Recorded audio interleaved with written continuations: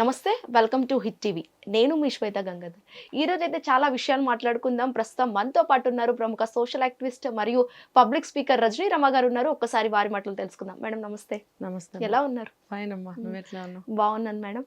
అయితే మేడం గత కొన్ని రోజుల నుంచి చూసుకున్నట్టే గ్యాస్ షార్టేజ్ అనేది చాలా వరకు పెద్ద ఎత్తున సంచలనంగా మారింది.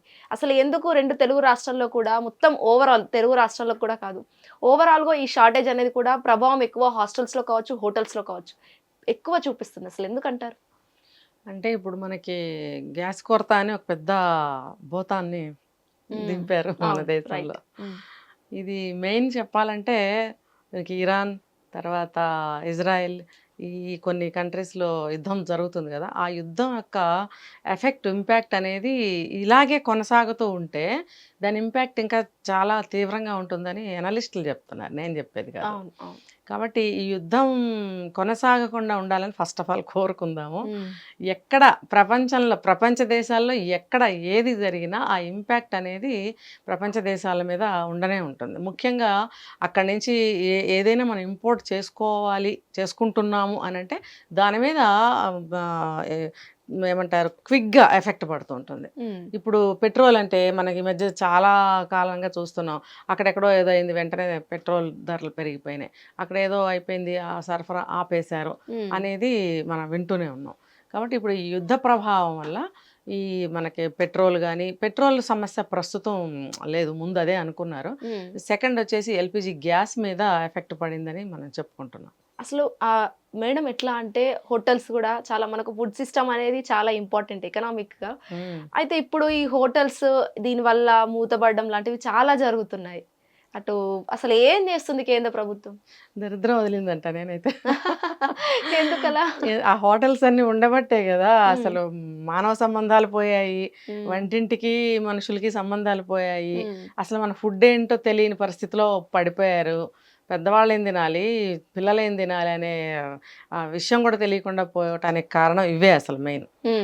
అయితే పాడైపోవాలని నేను కోరుకోవట్లేదు, బట్ ఒకప్పుడు ఇవన్నీ లేవు కదా, చాలా కాలం క్రితం అయితే ఇవన్నీ లేవు, సామాన్య జీవనం గడిపేవారు. ఇప్పుడు క్వశ్చన్ పాయింట్కి వస్తే ఏంటంటే ఈ అమెరికాకి ఇజ్రాయెల్ ఇరాన్ మధ్యన యుద్ధాలు దీనివల్ల మనకి సరఫరాలన్నీ ఆగిపోయాయని. ఏంటంటే మన దేశంలో ఇప్పుడు మనకి 33.1 మిలియన్ టన్స్ గ్యాస్ వాడకం కావాలి మనకి. అలాంటప్పుడు ఇప్పుడు మనకి ఎంత కొరత ఏర్పడుతూ ఉంది. ఎందుకు అక్కడ ఆపేశారు? ఎందుకు అని అంటే ఇరాన్ వాళ్ళు ఏం చేశారంటే ఒక జలసంధి ద్వారా, ఆ జలసంధి పేరు ఏంటంటే హర్మూస్. ఆ హర్మూస్ అనే జలసంధి ద్వారా అంటే మనకి షిప్పుల ద్వారా కదా వస్తాయి, సో అది మూసేశారు. ఓకే, అది మూసేయటం వల్ల సరఫరా ఆగిపోయింది, మన ఇంపోర్ట్స్ ఆగిపోవడం వల్ల ఏమైందంటే అర్జెంటుగా కొరత అనేది వచ్చేసింది. ఇప్పుడు బాగా ఒక చోట నుంచి మనకు అన్ని సప్లై అవుతున్నాయి, మనం అసలు దాని గురించి ఆలోచించకుండా వాడేసుకుంటున్నాము. ఆ వాడకం ఎంత ఉంది? 33.1 మిలియన్ టన్స్ వాడకం ఉంది మనకి. అంత వాడకం ఉంది, ఒక అవేర్నెస్ లేదు ప్రజలకి. ఒక సాంప్రదాయ పద్ధతిలో కానీ ఒక న్యాచురల్ పద్ధతిలో కానీ వంట తయారు చేసుకోవడానికి కానీ జీవనం సాగించడానికి కానీ మనుషులు ఎవరు సిద్ధంగా లేరు.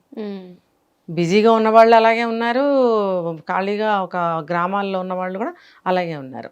అంటే గ్రామాల్లో ఉన్న వాళ్ళ లైఫ్ స్టైల్ ఇంకా సిటీ వాళ్ళతో పోలిస్తే అట్లా ఉండదు కాబట్టి వాళ్ళు ఉండొచ్చు న్యాచురల్ సిస్టంలో, కానీ వాళ్ళు కూడా ఉండటం లేదు. మన చిన్న చిన్న గ్రామాలకు వెళ్తే కూడా సిటీలో ఉన్నట్టే ఉంటుంది వాళ్ళ సౌకర్యాలు చూస్తుంటే. గ్యాస్లు ఏంటి, ఇంకోటి ఏంటి అన్నీ కూడా. ఈవెన్ వాళ్ళు సహజమైన నీళ్లు వాళ్ళు కూడా తాగట్లేదు, వాళ్ళు కెంటలు పెట్టుకుంటున్నారు, ప్యూరిఫైడ్ వాటర్ తాగుతున్నారు. అంటే ఏంటంటే ఏమో ఎప్పుడు ఏమి అవుతుందో వాటర్ వల్ల అనే భయం కావచ్చు, లేకపోతే సుఖంగా ఉంది కదా ట్యాప్ ఇలాంటి వాటర్ 24 గంటలు వస్తుంది అనే ఒక సౌకర్యం కోసం కావచ్చు. ఏదైనా కానీ న్యాచురల్ సిస్టమ్కి పల్లెల్లో వాళ్ళు కూడా దూరం అయిపోయారు. కాబట్టి ఇంకొకటి ఏంటంటే ఈ కొరత అనేది మనకి బాగా ఏర్పడుతుంది.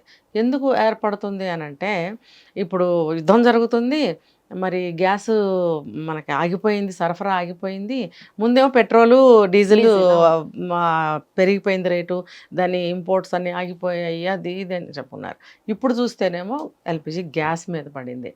ఇప్పుడు పెట్రోల్ లేకపోయినా ఏమన్నా కొంచెం కాలినడకనో ఎట్లానో వెళ్ళడానికి ట్రై చేస్తారు, కానీ గ్యాస్ లేకపోతే వంట అనేది చేసుకోలేరు. రైట్. కమర్షియల్ మీద పడటం వల్ల ఏమైందంటే హోటల్స్ మీద మెయిన్గా ఎఫెక్ట్ పడింది.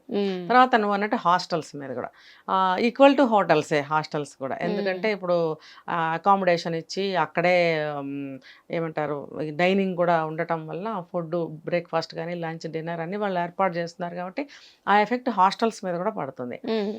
తర్వాత ఎందుకు ఇట్లా ఈ ఈ, వీళ్ళు అప్పుడు ఏం చేయాలి అని అంటే ఎన్ని రకాలు సప్లై చేస్తున్నారు హోటల్స్లో ఫుడ్, ఏ టు జెడ్ మనకి ఏది కావాలన్నా, మనకి అరబిక్ ఫుడ్ కావాలా, చైనా ఫుడ్ కావాలా, లేకపోతే ప్రపంచంలో మనకి పేరు తెలియని కంట్రీ ఫుడ్ కూడా హోటల్స్ వాళ్ళు మనకి తయారు చేసి పెడుతున్నారు. కాబట్టి ప్రతి ఒక్కళ్ళు కూడా మన న్యాచురల్ ఫుడ్ మర్చిపోయి హోటల్స్కి వెళ్ళి అవి తిని మరిగి వాళ్ళు హ్యాపీగా ఉంటున్నారు. ఇప్పుడు ఒక్కసారిగా మన బాంబే లాంటి పెద్ద పెద్ద సిటీస్లో హోటల్స్ ఒక్కసారిగా మూతపడుతున్నాయి. అవును. 5 స్టార్ హోటల్స్ అనుకోవచ్చు. ఎక్కువ అక్కడ బిజినెస్ ఏమంటారు బిజినెస్ పీపుల్ ఎక్కువగా మీట్ అవుతూ ఉండే సిటీస్ కొన్ని ఉన్నాయి. ఆ సిటీస్లో కూడా ఎక్కువగా ఎఫెక్ట్ పడుతుంది. ఎందుకంటే వాళ్ళు ఎక్కువ స్టే చేయవలసింది హోటల్స్లోనే.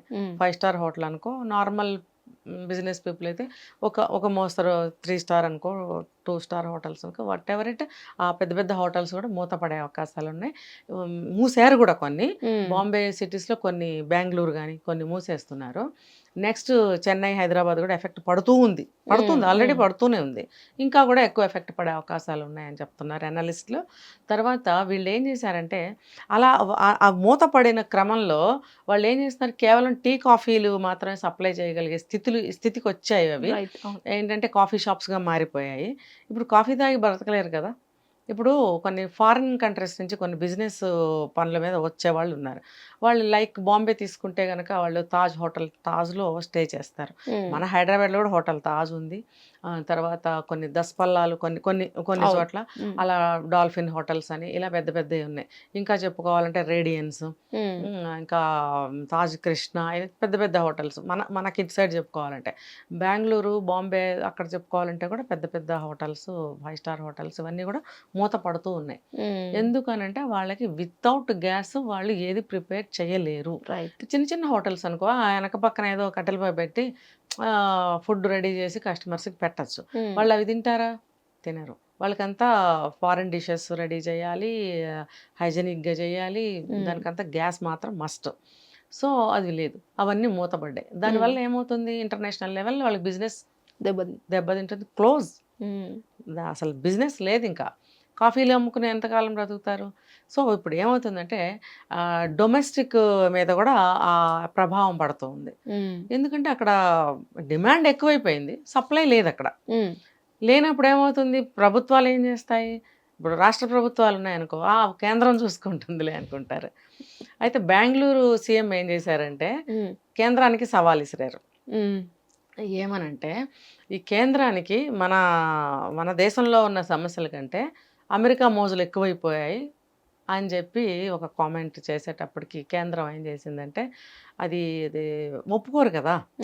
ఇప్పుడు ప్రపంచ దేశాలతో ఒక ఏమంటారు, ఒక బాండ్, వాణిజ్యపరంగా కానీ ఇంకోటి కానీ బాగుండాలనే ప్రయత్నంలో వాళ్ళు ఎక్కువ కాన్సన్ట్రేట్ చేస్తూ ఉంటారు, కాన్సన్ట్రేషన్. కానీ స్టేట్స్ని మర్చిపోతారా అనేది మాత్రం ఒక రకంగా పొరపాటే మనం మాట్లాడటం. కానీ వీళ్ళు బిజినెస్లన్నీ డౌన్ అయిపోతున్నాయి కాబట్టి కేంద్రానికి సవాల్ విసిరారని మనం అనుకుందాం. అప్పుడు కేంద్రం ఏం చేసిందంటే అట్లా కాదు, అసలు ఈ సరఫరా లోపం ఎందుకు వచ్చిందో కనుక్కోమని చెప్పి ఒక కమిటీని వేసింది. 3 సభ్య కమిటీ ఏదో వేసింది. ఎందుకు ఇట్లా జరుగుతుంది తెలుసుకున్న తర్వాత ఏం చేశారనంటే ఇప్పుడు ఫస్ట్ కమర్షియల్ సప్లై ఆపేయండి. ఓకే. ఇప్పుడు కమర్షియల్ మనకి ఫుడ్ అక్కడ హోటల్స్ మూసేస్తే ఇంట్లో వండుకు తింటాం కదా. హోటల్స్కి ఒక కుటుంబంలో ఒక వ్యక్తి హోటల్లో తిన్నాడు ఆ రోజు, మిగతా 4 ఇంట్లో తినాలి. అంటే అక్కడ డిమాండ్ ఎట్లా ఉంది, 4:1 లేదా 3:1, 4 మెంబర్స్ అనుకుంటే కనుక ఒక వ్యక్తి మాత్రమే హోటల్కి వెళ్ళి భోజనం చేస్తున్నప్పుడు మిగతా 3 సభ్యులు ఇంట్లో ఏమవుతారు గ్యాస్ లేకపోతే. కాబట్టి డొమెస్టిక్కి ఇంపార్టెన్స్ ఇవ్వండి, డొమెస్టిక్ సప్లై చేయాల్సిందే, కమర్షియల్ సప్లై అనేది ఆపండి అనేది చెప్పారు. అంటే ఈ టైంలో గ్యాస్ ని ఏ విధంగా మనం వాడుకోవాలి మేడం? అసలు చాలా అదే వరకు దీనికన్నా మహిళలు కూడా దీనికన్నా ముందు ఉమ్, దీనికన్నా ముందు ఏంటంటే అసలు ఈ కొరత ఎందుకు ఏర్పడింది? ఉమ్, ఎందుకు ఏర్పడిందంటే ఇప్పుడు యుద్ధం వచ్చేసింది.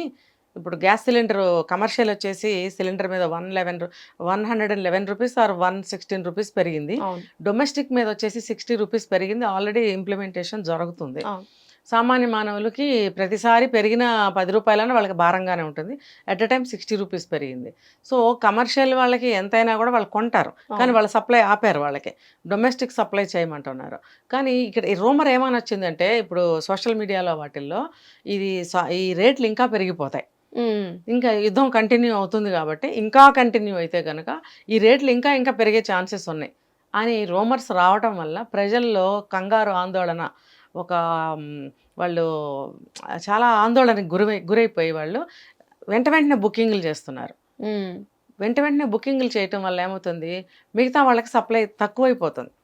వెంటనే బుకింగ్లు చేస్తే వీళ్ళకే ఎక్కువ సిలిండర్లు, ఒక 2 ఉన్నాయో 3 ఉన్నాయో వీళ్ళకే వస్తుంటాయి. ఉమ్, కానీ మిగతా వాళ్ళకి సప్లై వెళ్ళదు కదా, ఉన్న అవును. సిలిండర్లు వీళ్ళకి ఇస్తుంటే.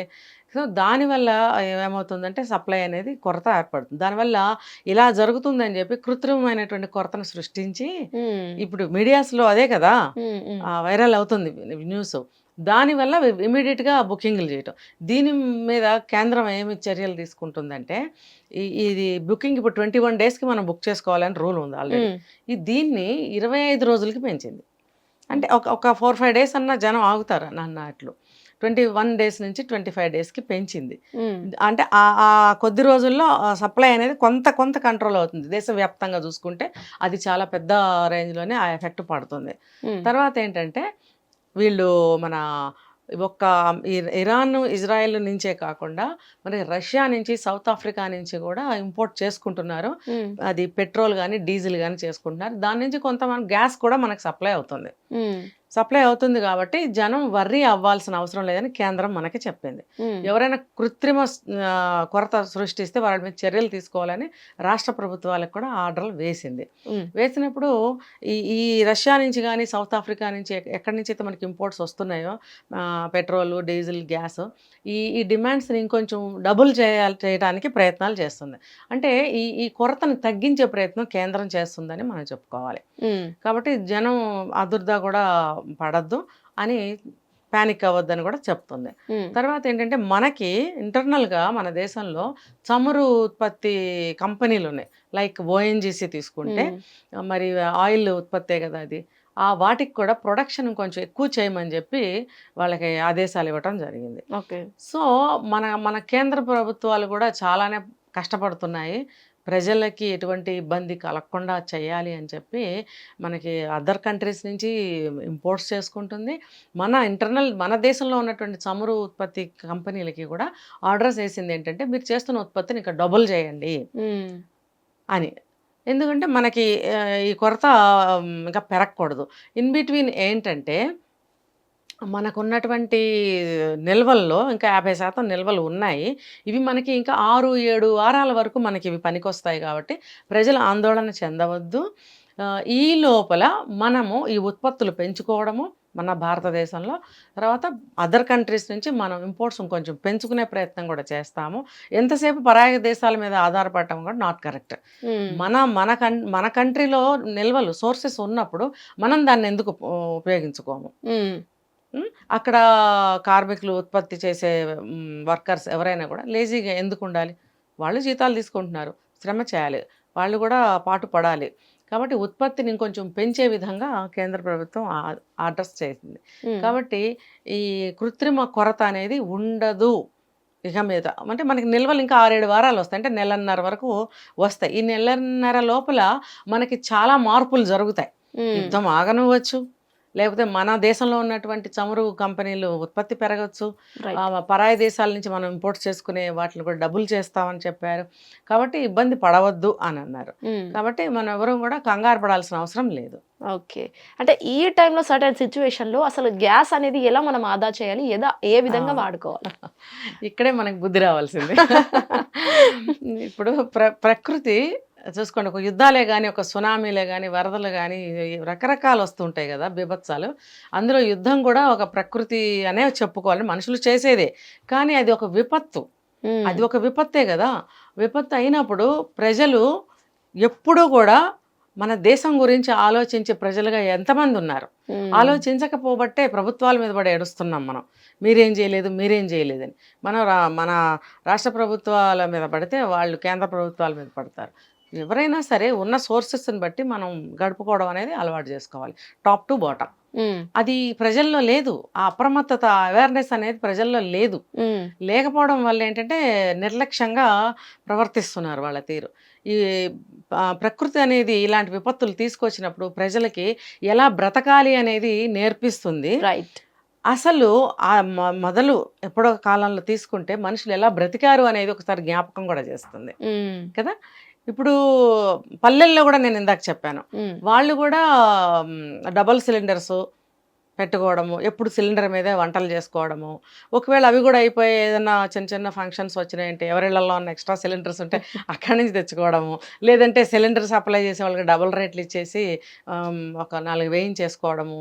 అంటే ఏంటంటే మన దేశం కానీ మన రాష్ట్రం కానీ పడే పాట్లు, బాధలు, ఇబ్బందులు, వాళ్ళు ఎంత కష్టపడుతున్నారు అనేది ప్రజలకి అవసరం లేకుండా పోతుంది. నేను బాగుంటే చాలు, నా ఫంక్షన్ అయితే చాలు, నాకు గ్యాస్ ఉంటే బాగుండు, నేను ఇవాళ గ్యాస్ మీద పనులు చేసేసుకుంటే చాలు అంటే టకటకా చేసేసుకుని తాళం పెట్టి వెళ్ళిపోవాలి.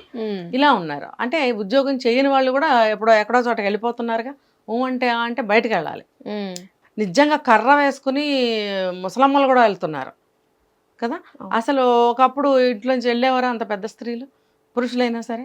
ఇప్పుడు వాళ్ళు కూడా ఉండాలి, ఉండకూడదని నేను అనట్లేదు. వాళ్ళు లేవలేకపోయినా కదలలేకపోయినా వాళ్ళని కూడా తీసుకొని వెళ్ళటం జరుగుతుంది. ఎందుకంటే ఇంట్లో పాపం వాళ్ళకి వంట చేసి పెట్టాలి. అందరం వెళ్ళిపోతే అక్కడే తినేయచ్చు. అదొక అదేంటంటే డిపెండెన్సీ ఎక్కువైపోయింది. ఒళ్ళు బద్ధకం, ఒళ్ళు బరువు, ఒక జాగ్రత్త అనేది లేకపోవడం, ముందు చూపు అనేది లేకపోవడం.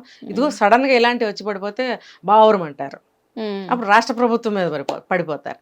రాష్ట్ర ప్రభుత్వం ఏం చేస్తుందంటే కేంద్ర ప్రభుత్వానికి రిక్వెస్ట్లు పెట్టుకోవడం, ఆ పాటలు వాళ్ళు పడుతూ ఉంటారు. మరి కేంద్ర ప్రభుత్వం ఏం బాధపడాలి? ఇతర దేశాల నుంచి సత్సంబంధాలు ఎలా పెంచుకోవాలని సంవత్సరం పొడుగుతో తల ములకలై చాలా బాధపడుతూ వాళ్ళు ఉంటారు. అంటే ఇదంతా తీసుకెళ్ళి అక్కడ బారేస్తున్నాం మనం. అంటే ఎవరికి బాధ్యత ఉంది? యాజ్ ఎ సిటిజన్ కానీ, ఒక పాలకులు కానీ, ఎవరైనా సరే ఈ లోపల ఏ విపత్తులు రాకముందు మనం ఎటువంటి జాగ్రత్తలు తీసుకోవాలని ఎవరు తీసుకోవట్లేదు. ఈ విషయం మీద అందరూ ప్రజలు కూడా చాలా కాన్సన్ట్రేషన్ చేయాల్సిన అవసరం ఉంది, అప్రమత్తంగా ఉండాల్సిన అవసరం ఉంది. ఇప్పుడు పాతకాలంలో ఒకవేళ గ్యాస్ ఉన్నా ఒక పక్కన కట్టెలపై వెలిగించుకుని నీళ్లు కాచుకోవడం, అన్నం వండుకోవడం లాంటివి చేసేవారు. ఇప్పుడు అది కంప్లీట్గా పోయింది. ఏమవుతుంది? పల్లెల్లో ఉన్న వాళ్ళకి వచ్చు కదా, వాళ్ళు ఎందుకు కంటిన్యూ చేయటం లేదు? ఇంకా చెప్పాలంటే కొబ్బరి చెట్లు ఉంటాయి ఇంటి చుట్టూతా, కంపలు, ఫెన్సింగ్లు ఉంటాయి. లేకపోతే ఏ చింత చెట్లో, ఏ వేప చెట్లో, రావి చెట్లో ఎండు కొమ్మలన్నీ రాలి పడుతూ ఉంటాయి. అవన్నీ తీసి మంట వెలిగించి వృధా చేసి పారేస్తున్నాం. కానీ ఒకప్పుడు ఏం చేసేవారు? ఇవన్నీ దాచిపెట్టేవారు. దాచిపెట్టి ఆ పొయ్యి వెలిగించి దాని మీద నీళ్లు కాచుకోవటం, అన్నం వండుకోవటం లాంటివి మెయిన్ పనులు చేసేవారు. చిన్న గ్యాస్ మీద చేసుకునేవారు. అంతకన్నా ముందు కంప్లీట్గా కట్టెలిపోయాయి. అవన్నీ చూస్తూ పెరిగిన వాళ్ళు అది ఎందుకు దాన్ని కంటిన్యూ చేయటం లేదు? మీకే చెల్లింది కానీ మాకు రాదు అనేసి ఒక సలాం కొట్టేసి సిటీలు పరిగెత్తుకొచ్చేస్తున్నాం. అఫ్కోర్స్ మరి ఎక్కడున్నా కానీ మన ఉన్న దీన్ని బట్టి మనం ఏర్పాటు చేసుకోవచ్చు. అంటే ఒకళ్ళకి ఎవరికి ఇబ్బంది కలగని పద్ధతిలో. కానీ ఇలాంటి విపత్తులు వచ్చినప్పుడు కూడా అలవాటు పడటం లేదు, తెలుసున్న పని కూడా చేయటం లేదు. అంటే న్యాచురల్ సిస్టమ్కి చాలా దూరంలో ఉన్నారు. ఇంకా చెప్పాలంటే అసలు తెలీదు. దీనివల్ల ఏమవుతుందంటే ఇబ్బందులు పాలవుతున్నారు. కాబట్టి నేను చెప్పేది ఏంటంటే ఒక చిన్నగా ఏదన్నా ఏర్పాటు చేసుకోవచ్చు. సిటీల్లో వాళ్ళకి నేను పెద్దగా చెప్పలేను. సిటీల్లో కూడా అవుట్స్కట్స్లో ఉన్నవాళ్ళు, ఇండివిజువల్ హౌసెస్ ఉన్నవాళ్ళు కూడా వాళ్ళు చిన్నగా కట్టెలపై పెట్టుకోవచ్చు. ఏంటంటే గ్యాస్ కొరత వచ్చిందని నేను చెప్పటం లేదు, అది మీ లైఫ్లో ఒక జీవితంలో ఒక భాగంగా మీరు ఆ అలవాటుని కంటిన్యూ చేయమని నేను చెప్తున్నాను. అందులో పెద్ద నష్టం ఏముంది? ఆ రాలిపడిన కొబ్బరి చెట్టుకి కొబ్బరి మట్టలని, పువ్వు రాలిపోయిన తర్వాత ఆ బంచ్ అనేది రాలిపడుతుంది. అవన్నీ కూడా పాతకాలంలో గ్యాదర్ చేసి పెట్టుకునేవారు. మరి మీరెందుకు దాన్ని పారేస్తున్నారు? అది మీరు కూడా గ్యాదర్ చేసుకోండి. అలాంటి ఇళ్లలో ఇలాంటి చెట్లు ఉండనే ఉంటాయి. గ్యాదర్ చేసుకుని అది మీరు వంట చెరుకుగా వాడుకోవచ్చు. లేదా మన టింబర్ డిపోస్ ఉన్నాయి, అడితీలు అంటారు, అక్కడి నుంచి కూడా మీరు కట్టెలు సప్లై చేసుకోవచ్చు. పెద్ద ఖరీదేం కాదు. చిన్నవన్నీ మీ ఇంటి చుట్టుపక్కల దొరుకుతాయి. లేకపోతే మీ ఇంట్లో చెట్లు అంటే రాలి పడుతూ ఉంటాయి. అవన్నీ గ్యాదర్ చేసుకుంటే మీరు అన్నం వండుకోవడానికి కానీ, నీళ్ళు కాచుకోవడానికి కానీ ఖచ్చితంగా పనికొస్తాయని నేను 100% నేను చెప్పగలను. అంటే మీకు అనిపిస్తుందా ఆ పాత రోజులన్నీ మళ్ళీ రావాలి, వస్తున్నాయి? వస్తున్నాయి. ప్రకృతి తీసుకొస్తుంది, ప్రకృతి నేర్పిస్తుంది. చచ్చినట్టు తల మనం వంచాల్సిందే. లేదు, తల ఎవరైతే వంచలేదో సునామీలో కొంతమందిని తీసుకుపోతుంది, యుద్ధంలో కొంతమందిని తీసుకుపోతుంది. భూమికి భారం తగ్గించినప్పుడు మిగతా వాళ్ళు భయభక్తులతో ఒళ్ళు దగ్గర పెట్టుకుని ఆ ప్రకృతికి తల వంచి బ్రతకడానికి అలవాటు పడతారు. అర్థమైందా? కాబట్టి ఉన్నదాన్ని మనం ఎలా వాడుకోవాలి, ఎలా సేవ్ చేసుకోవాలి. గ్యాస్ ఈ రకంగా సేవ్ అవుదా? పోనీ నేను ఇంకొకటి చెప్తాను. ఇప్పుడు అవసరం ఉన్నా లేకపోయినా హై పెట్టేసి వెళ్ళిపోయి అక్కడ కూర్చుంటారు, అది దద్దనాశనం అవుతుంది అక్కడ. అలా కాకుండా నువ్వు ఏ పని చేయాలంటే ఆ పాత్రకు తగ్గ ఫ్లేమ్ నువ్వు పెట్టుకోగలగాలి. తర్వాత దాని మీద మూత వేయగలగాలి. ఏదైనా ఫ్రై ఐటమ్స్ అయితే నేను చెప్పలేను, కానీ ఇలాంటి వాటికి మూత వేసుకోవటం అనేది దానివల్ల ఏమిటంటే వేడి గిన్నెలోనే ఉంటుంది, కింద సెగ ఫ్లేమ్ వేడి ఎక్కువ రాకుండానే ఉంటుంది. దానివల్ల ఏమవుతుందంటే నీకు అది గ్యాస్ అనేది చాలా ఆదా అవుతుంది.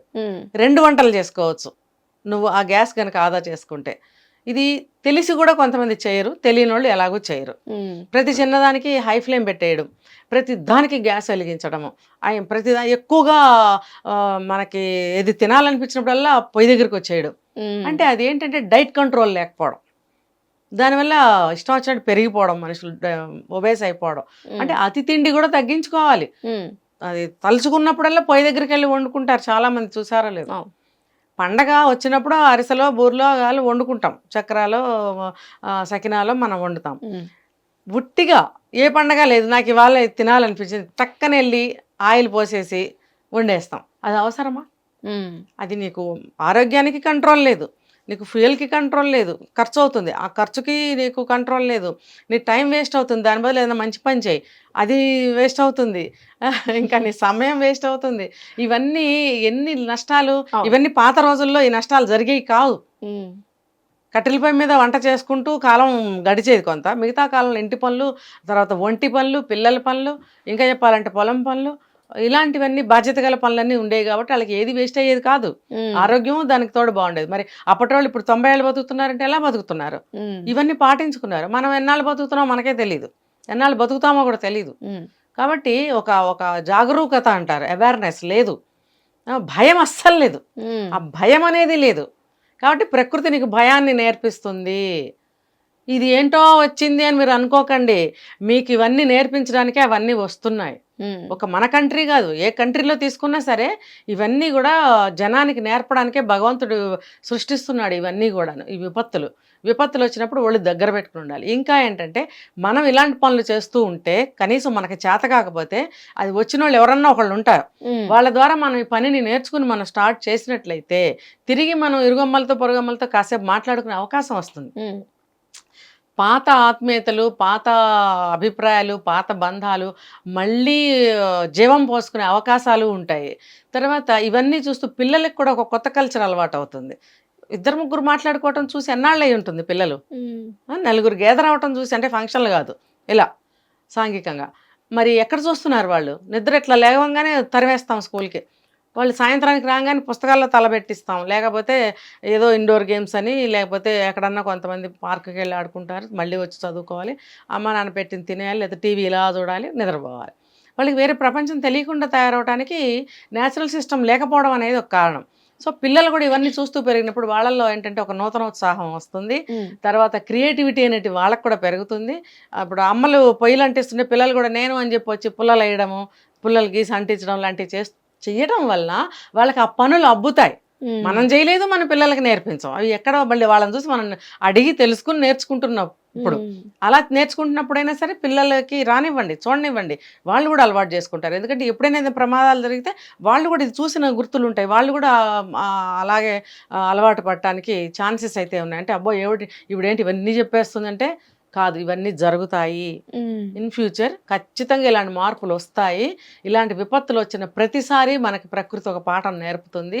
మనం పిల్లల్ని బాగు చేసుకోవాలి, పిల్లల్ని బాగు చేసుకోవడానికి కూడా ఇలాంటివి చాలా సహకరిస్తాయని నేను చెప్తున్నాను. పిల్లల్ని కూడా మంచిగా తయారు చేయండి. ఎందుకంటే పిల్లల్ని ఎందుకు తీసుకొస్తున్నాం ఇందులో, గ్యాస్కి పిల్లలకి ఏంటంటే మీరు ఆలోచించండి కూర్చుని, ఎందుకు లేదో సంబంధం, అసలు మీరున్నారా ఆ సంబంధాల్లో? అంటే మీరు చేశారా మేడం గారు అంటే ఎస్ నేను చాలా చేశాను.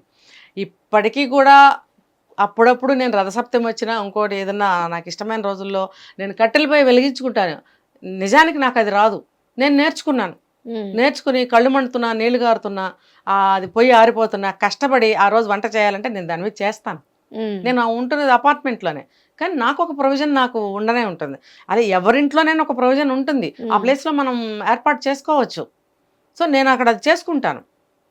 అపార్ట్మెంట్స్లో బాల్కనీలో పెట్టుకుంటే అది కొంచెం బయటకు వెళ్తుంది. అంత చేటుగా పొగొచ్చేటట్టుగా మీరు చేయకండి దాన్ని, జాగ్రత్తగా దగ్గరుండి చూసుకోవాలి, లేదంటే పైన ఉన్న వాళ్ళకి ఇబ్బంది అవుతుంది కదా. అయితే ఇదంతా న్యాచురల్ సిస్టమ్. అప్పుడప్పుడు ఆ పొగ కంట్లోకి వెళ్ళటం కూడా ఒకంత మంచిదే.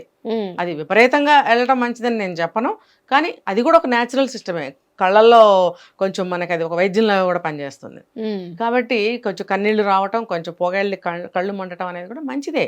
ఇదంతా పాతకాలంలో వాళ్ళు చేసుకోలేదా? వాళ్ళకి ఏం రోగాలు వచ్చేసినాయి? కళ్ళు పోయినాయి వాళ్ళకి, ఏం పోలేదు కదా. ఇప్పుడు మనకి మాత్రం ఎందుకు పోతాయి? బుద్ధి పోతుంది మనకి, అంతే. కాబట్టి ఇంత ఉంది. ప్రకృతి తీసుకొచ్చే బిభత్సాలు కానీ విపత్తులు కానీ మనకి ఇన్ని నేర్పిస్తాయి అనేది ఇన్ని ఉన్నాయన్నమాట ఇందులో. కాబట్టి ప్రజలారా కాస్త మేల్కోనండి. నేనేమి టైం వేస్ట్ చేసుకుని కథలు చెప్పడానికి రాలేదు ఇక్కడికి. నేను కూడా అందులో ఒక భాగమే, నేను కూడా ఒక సిటిజన్నే. కాబట్టి ఏదో మీకు కొంచెం చెప్తున్నాను, అందరూ పాటించుకోవాలి. హిట్ టీవీ యాప్, ఇందులో short news, live news, entertainment shows, movies, digital magazines తో పాటు మీ జిల్లా వార్తలను కూడా ఫ్రీగా చూడొచ్చు. ఇంకెందుకు ఆలస్యం, వెంటనే హిట్ టీవీ యాప్ ని డౌన్లోడ్ చేసుకుని ఫ్రీగా ఎంటర్టైన్మెంట్ పొందండి. Hit TV app. Hit TV app. Please download hit TV app. Hit TV యాప్ని ఫ్రీగా డౌన్లోడ్ చేసుకొని ఎంజాయ్ చేయండి. మీకు నచ్చిన ఎంటర్టైన్మెంట్ కోసం హిట్ టీవీ యాప్ ని ఫ్రీగా డౌన్లోడ్ చేసుకొని ఎంజాయ్ చేయండి. హిట్ టీవీ యాప్ ని డౌన్లోడ్ చేసుకుని ఆస్వాదించండి, ఆశీర్వదించండి. ఇంతమంది సెలబ్రిటీలు హిట్ టీవీ యాప్ ని డౌన్లోడ్ చేసుకోండి అని చెప్తున్నారంటే ఎంత మంచి యాప్ ఆలోచించండి. అమెరికా అమెరికా అమెరికా అమెరికాలో చదవాలనుకునే వాళ్ళకి విశ్వసనీయమైన పేరు మన శౌర్య కన్సల్టెన్సీ. UK లో 1 year masters. UK లో 1 year masters. 2 years work permit up to 5 years visa. Contact Saurya Consultancy. Contact 89851 89851.